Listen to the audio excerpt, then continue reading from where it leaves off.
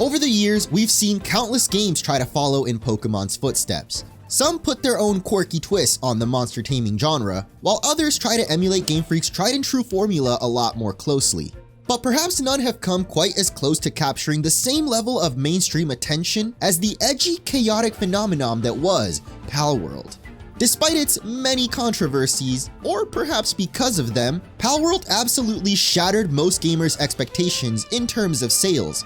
And though the game is nowhere near its peak levels of popularity now, there's no denying the impact it had on the monster taming genre, with many others attempting to cash in on this renewed creature collecting craze. Which brings us to the latest contender in this rapidly evolving space, Animo.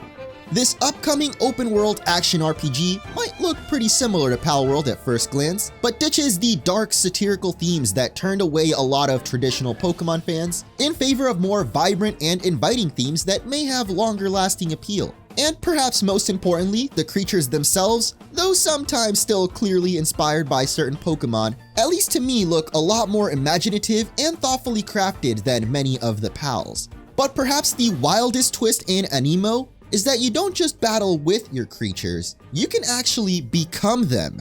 A concept many Pokemon fans have been wanting to see in a main series game since way back in Pokepark on the Nintendo Wii.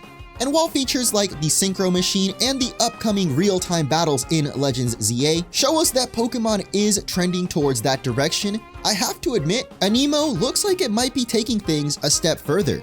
To be clear, I wasn't paid to promote this game. In fact, when a commenter first mentioned it to me, I figured it was yet another Pokemon knockoff trying to ride the wave of hype. But after watching the trailer, I am genuinely surprised and more than excited to try out the demo whenever it drops. So let's take a closer look at Animo and discover exactly why this new monster taming RPG might just be the most exhilarating evolution we've seen for the genre yet. Pathfinders, are you ready to join the adventure with me? I'm ready.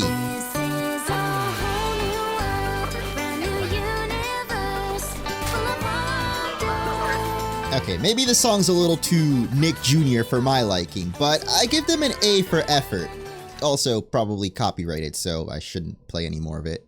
The trailer begins with our main character popping out from behind some leaves alongside this very cute little otter-looking creature. We'll dive more into each of the Animo at the end of this video, but as far as the anime girly pop here, over the song she also narrates a bit more context about this world, like the fact that not all Animo are friendly, which is when Red Eye's Black Dragon here starts chasing after us through the jungle. And we get to see our first instance of twining, the unique mechanic in this game that allows you to transform into the Animo. Of course, this whole intro segment is pre-rendered, but to my surprise, the actual in-game footage matches it pretty dang well, both in aesthetic and quality. I'm probably just scarred by all the mobile creature collecting cash grabs that have gameplay that doesn't at all match the advertisements. Now, obviously, the first thing you'll notice about this game is it looks absolutely beautiful. The graphics, the creatures actually interacting with each other, the environments, it all just looks really good. And running pretty dang smooth, at least in the segments I assume are rendered in the game engine. A lot of these shots could be scripted, like they might not actually happen in-game, but we definitely see some of these interactions actually happening in the gameplay a bit later, like the little otters playing in the sand. This is something I've wanted to see in Pokemon games ever since they went open world. I feel like the Pokemon rarely interact with each other or the environment, they're kind of just standing there waiting for you to catch them. It's not hard to be impressed by the visuals of this game, but what really matters when it comes to a game is of course the gameplay. Honestly, it's a bit hard to tell exactly what the main objectives in Animo could be, besides obviously catching the creatures themselves, but they do showcase a good variety of what I assume are mini-games or side quests, like rolling up these sheep into a cluster both on land and in the sky, as well as this swimming time trial game with the otter dashing through a maze-like canal, collecting these orbs, I guess. And I assume there will be plenty other little mini-games and side quests like that, but the trailer also shows off plenty of exploration, both as the human character and as the Animo themselves.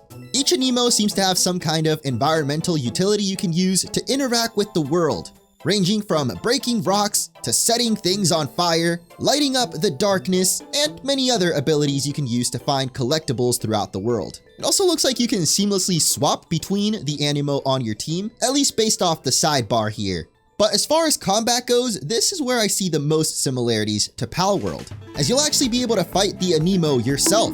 Except instead of a gun, you've got this gigantic hammer you can bonk him with. Or you could just smack him with the Animo themselves, unless this bunny's actually a plushie, I'm not really sure. Personally, I've never been a huge fan of shooting games, probably because I suck at them. So instantly that drew me a little bit away from Palworld, but I still decided to give it a shot because I really like survival games. Again, similar to Palworld though, it looks like the Animo do fight along with you, attacking with the character. I just don't know exactly how much control you'll have over their actions. Another feature, kind of from Palworld and Pokemon, are alpha creatures. You can see here some alpha Animos. I don't know how I feel about the names yet. I feel like the names are probably the least inspired bit. Like you can see here, one of them's just called Chubby, and we got Tucking. Like, what even is that? Tucking?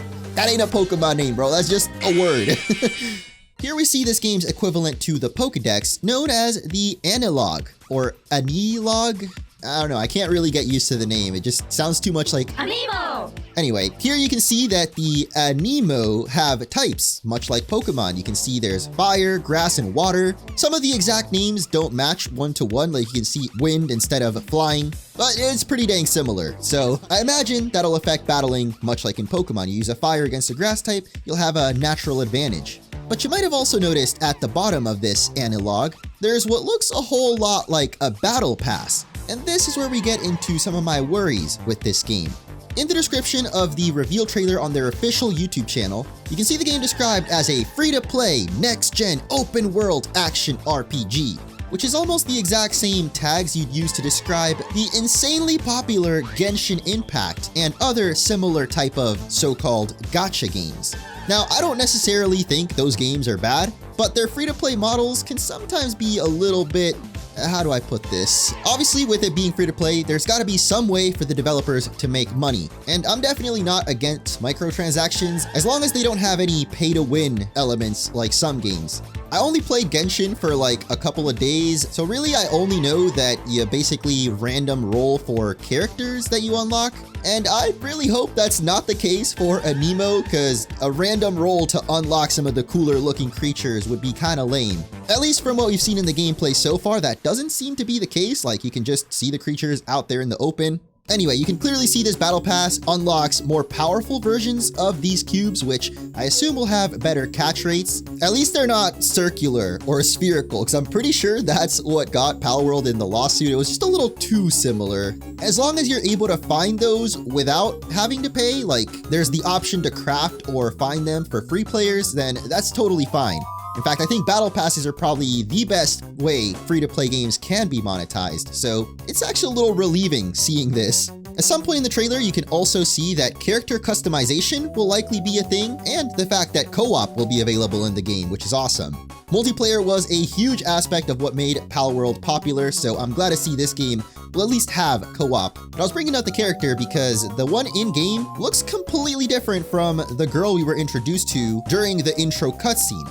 So it could be they're totally different characters, or a sign that cosmetics will be a thing, kind of like Fortnite skins. As you guys may know, I was addicted to League of Legends for way too long, and that is also a free-to-play game, but how they make most of their money is through skins, which, if this game has skins for both the human character and potentially even the Animo, that's one aspect where this game could have the edge over Pokemon. If they start introducing cosmetics that potentially even change the Animo themselves, kind of like a regional variant. But altogether, this just shows there will be a lot to do in this game, and a whole lot to explore with how many different environments we get to see throughout the trailer.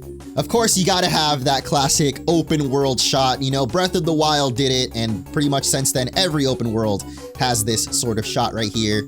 And maybe it's not a fair comparison, because, you know, original Nintendo Switch was nowhere near as powerful as a PC, which this game is mainly being built for. But the one that easily caught my eye the most is this futuristic looking utopia with a freaking holographic whale soaring above it.